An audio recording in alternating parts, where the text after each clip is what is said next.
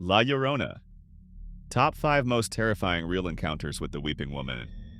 For over 400 years, she has haunted the rivers, canals, and waterways of the Americas. La Llorona, the Weeping Woman, forever searching for the children she drowned in a moment of madness and rage. Her cries echo through the night. Mis hijos. ¿Dónde están mis hijos? My children. Where are my children? But La Llorona doesn't just weep for her lost sons. She hunts. She takes. She drowns. And when she appears, death follows in her wake like the flowing water that claimed her own children's lives. What you're about to hear are 5 documented encounters with La Llorona that will make you avoid waterways after dark for the rest of your life. These aren't folklore tales passed down through generations. These are real testimonies from people who saw her pale face, heard her bone-chilling wails, and survived to tell their stories. Some witnesses weren't so lucky. If you love what we do here, please remember to hit the like button and subscribe. It helps us summon more stories from the shadows every single night. Number 5. The Gutierrez family tragedy, when children disappear by water. The Rio Grande Valley of South Texas had always been home to stories of La Llorona, but the Gutierrez family never paid attention to local legends until October 2019, when their peaceful evening by the San Juan River became a nightmare that would destroy their lives forever. Elena Gutierrez and her husband Ricardo had brought their 3 children, 8-year-old Sofia, 11-year-old Miguel, and 6-year-old Carmen, to their favorite fishing spot for what was supposed to be a relaxing family dinner. The location was a small clearing beside a bend in the river where the water moved slowly and the children could wade safely. As the sun began to set around 7:30 p.m., Elena was setting up their portable grill when she heard what sounded like a woman crying somewhere along the river. The sound was distant but clear, deep, anguished sobs that seemed to echo off the water. Before Ricardo could investigate, 6-year-old Carmen came running from the water's edge, her face pale with fear. "Mommy, there's a lady in white standing in the river. She's crying and calling for her babies." Elena looked toward where Carmen was pointing but saw only the slowly moving water. Carmen shook her head vigorously. She was right there. Her dress was all wet and she kept crying, "Donde están? Donde están?" The Spanish phrase made Elena's blood run cold. Every child raised in the Rio Grande Valley knew those words. They were the cry of La Llorona. As darkness fell, the children became visibly agitated. Sofia stood up suddenly and walked toward the water despite her parents calling her back. She moved with an odd, mechanical gait, as if something were controlling her movements. "She wants us to come with her," Sofia said in a monotone voice completely unlike her normal speech. "She's lonely and she misses her babies. She says we can play with her in the water forever." Miguel was also acting strangely, staring fixedly at a point in the water where nothing was visible. "The pretty lady says the water isn't cold. She says it's warm and safe and we can breathe underwater just like fish." Ricardo gathered his children and began packing hastily. As they loaded their car, Carmen screamed and pointed toward the river. Through the darkness, Elena could see a pale figure standing waist-deep in the water, wearing a long white dress that flowed with the current. Her long black hair hung in front of her face and she was beckoning toward the children. The figure began moving toward shore, walking through water that should have been too deep to stand in. As she approached, Elena could hear her voice clearly. A woman speaking in Spanish calling for her children. "Mis niños hermosos, vengan conmigo, el agua está caliente." "My beautiful children, come with me. The water is warm." All 3 children began walking toward the woman despite their parents' attempts to restrain them. They moved in unison, their eyes fixed on the pale figure, no longer responding to their own names. Ricardo physically carried Sofia to the car while Elena struggled with Miguel, who fought with supernatural strength.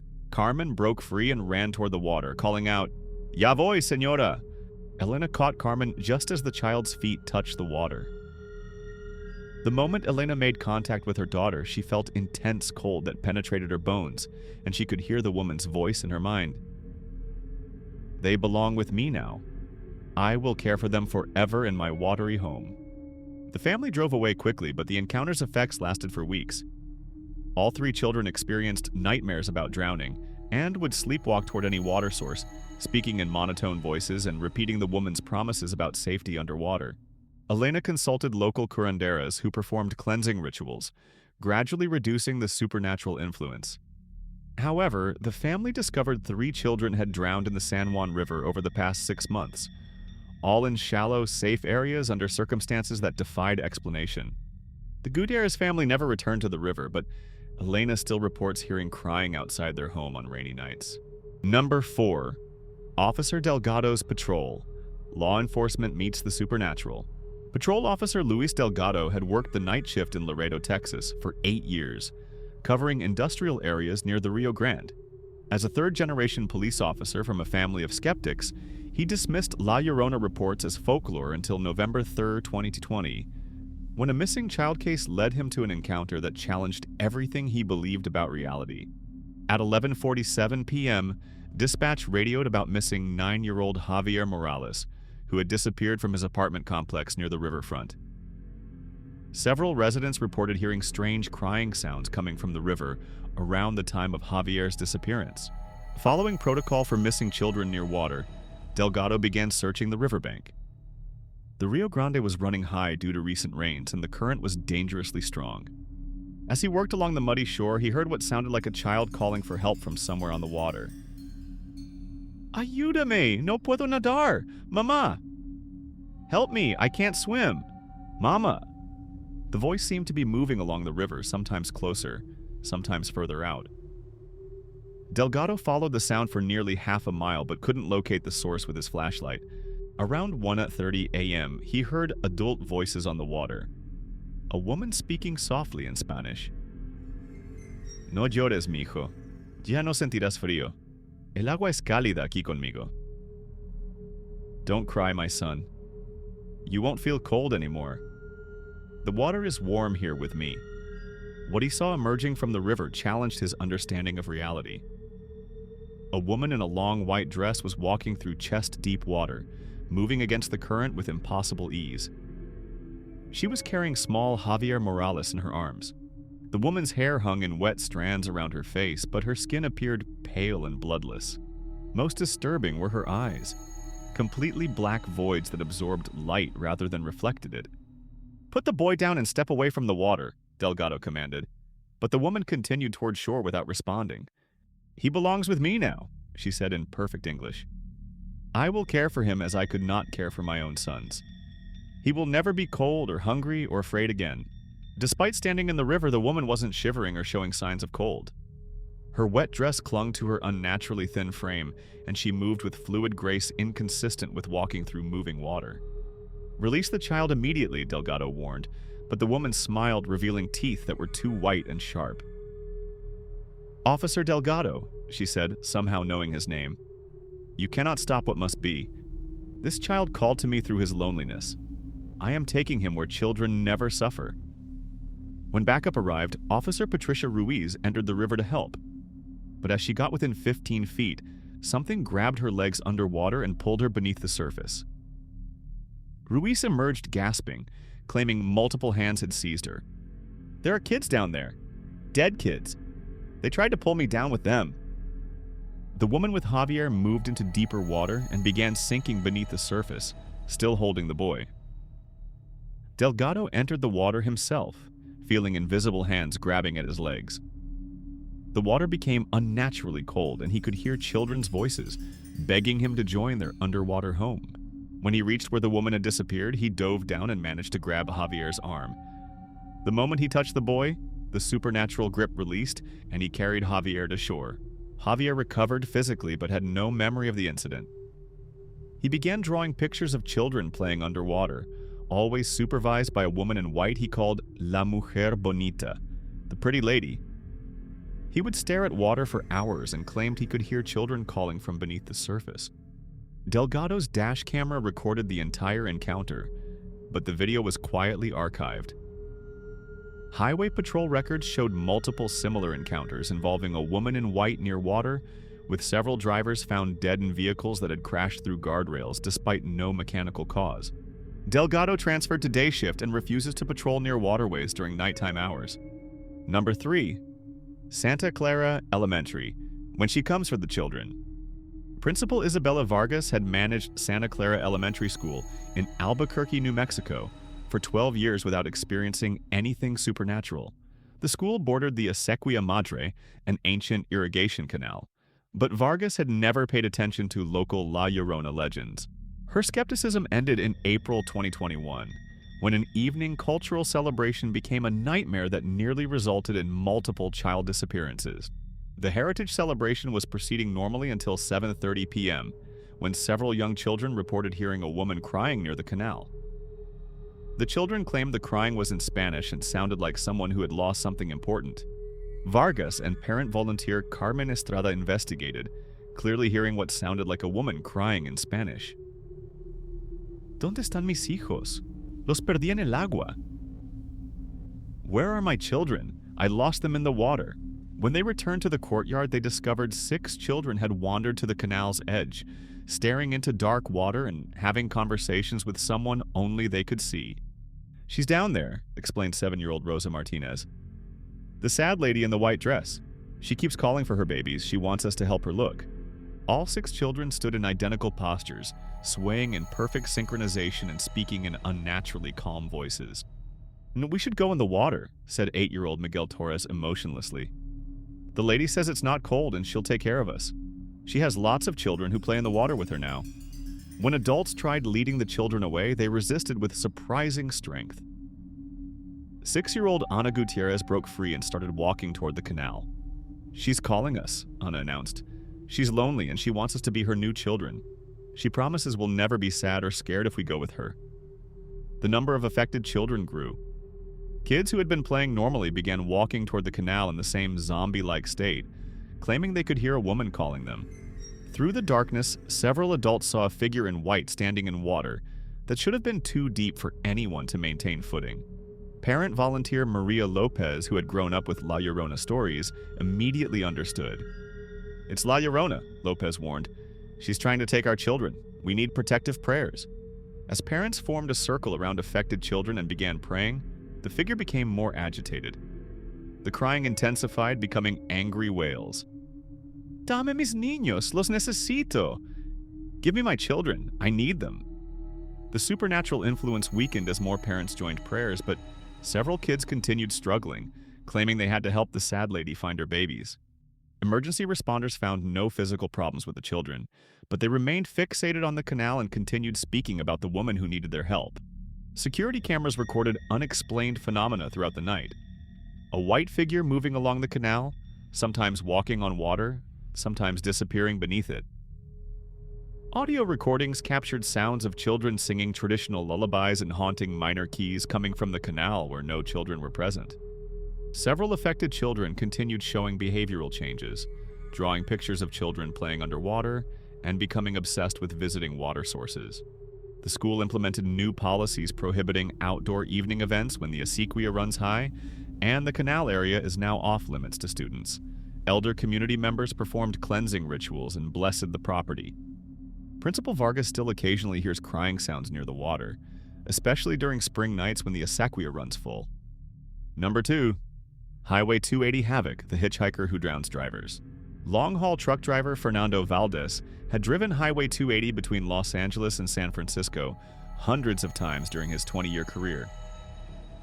The route was familiar and generally safe, until a foggy March night in 2022 when he picked up what appeared to be a stranded woman in white. Around 2:30 a.m., navigating through heavy fog near Lexington Reservoir, Fernando saw a figure beside the highway holding what appeared to be a young child. The woman appeared Hispanic, dressed in a long white dress that looked soaked, waving desperately for help. The woman was crying and appeared in shock. The child in her arms was around 4 years old, unconscious and wearing only pajamas. Por favor, señor, the woman said. My son fell in the water at the reservoir. He's not breathing well. Please help me get him to a hospital. Fernando helped them into his sleeper cab and began driving toward the nearest hospital while contacting emergency services. As he drove, he noticed disturbing details about his passengers. Despite claiming the child had been in water, neither was actually wet. Their clothing appeared damp but felt completely dry when touched. The temperature in his cab became progressively colder despite running the heater, and frost formed on interior windows. The unconscious child showed no signs of breathing distress expected from near drowning. His skin wasn't blue, he wasn't coughing water, and he didn't struggle for breath. Instead, he lay still with unnatural pallor that reminded Fernando of corpses. Around 3:15 a.m., the woman began speaking to the child in Spanish. Hijo mío, ya casi llegamos a casa. Pronto estarás con tus hermanos en el agua. My son, we're almost home. Soon you'll be with your brothers in the water. When Fernando looked at the woman directly, he saw completely black eyes with no visible whites or pupils. Her skin had the waxy appearance of someone dead for days. Don't worry, Fernando, she said, knowing his name despite no introductions. After we reach the water, you won't need to drive anymore. You can rest with us forever in our quiet, cold home. As they approached a bridge over Lexington Reservoir, the woman pointed toward water below. Pull over here and we can all go into the water together. Fernando's truck began experiencing mysterious mechanical problems. Steering became unresponsive, brakes felt spongy, and the engine made grinding noises. The woman smiled and spoke as if they were friends planning a pleasant outing. The water is warmer than you think, and so peaceful. My other sons are waiting to play with this little one, and you can watch over all of them. As they reached the bridge center, Fernando's truck lurched violently sideways as if an invisible force were pushing it through the guardrail into the reservoir. The woman laughed and encouraged the truck to come home to the water. Fernando fought against the supernatural force and managed to maintain control long enough to reach the far side. The moment his truck left the bridge, mechanical problems ceased, and his passengers simply vanished, leaving behind only lingering cold and the smell of stagnant water. Investigation revealed no missing women or children in the area. Security cameras showed only Fernando's truck passing through with no evidence of passengers. Highway patrol records showed multiple similar encounters involving a woman in white who would flag down drivers near water only to disappear after attempting to lead them to bridges or reservoirs. Several drivers who stopped to help were found dead in vehicles that had crashed through guardrails into water, despite no mechanical cause. Victims showed signs of drowning even when recovered from shallow water. Fernando left long-haul trucking and now works local routes that don't require nighttime driving. He still dreams of hearing the woman's voice calling from dark water, promising rest if he would join her underwater family. Number 1. The Zamora Possession, when La Llorona takes a mother. Dr. Sandra Reeves had practiced psychiatric medicine in El Paso, Texas, for 15 years, approaching all cases from a scientific perspective. Her rational worldview shattered in September 2022 when she evaluated Maria Zamora, a 34-year-old mother arrested after attempting to drown her twin 5-year-old daughters in the Rio Grande. Maria had been a devoted mother with no history of mental illness or child abuse. She worked as a nurse and was known for protecting children. Her sudden attempt to kill her daughters was completely inconsistent with her established personality. Police found Maria standing waist-deep in the river, holding both girls underwater while crying and apologizing in Spanish. She displayed superhuman strength requiring 4 officers to control. The twins recovered physically but reported seeing a sad lady in white who had told their mother to bring them to the water. During Dr. Reeves's initial interview, Maria appeared completely normal except for insisting she had been trying to save her daughters. She showed me what happens to children in this world. The pain, fear, and suffering. She offered to take Isabella and Sophia where they would never hurt again. Maria described encountering La Llorona during financial stress, appearing first in dreams, then during waking hours, presenting herself as a protector who offered to solve Maria's problems by taking her children somewhere safe forever. During their second session, Dr. Reeves noticed dramatic changes. Maria's voice became deeper with a Spanish accent that hadn't been present initially. She spoke about events she couldn't know, including detailed descriptions of colonial-era Mexico. Dr. Reeves? Maria said in the altered voice. You've never felt the agony of losing children. I have loved children for 400 years and I know what is best for them. Maria's personality shifted entirely during episodes. She demonstrated medical knowledge she'd never studied and spoke fluent Spanish, despite being English dominant. Her physical appearance would change. Paler skin, darker eyes, wet-appearing hair. Temperature around her would drop noticeably. I chose Maria because she loves her children as I loved mine, the entity explained. She was willing to sacrifice everything for their protection. Sometimes love requires difficult choices. Saving children from future pain justifies present action.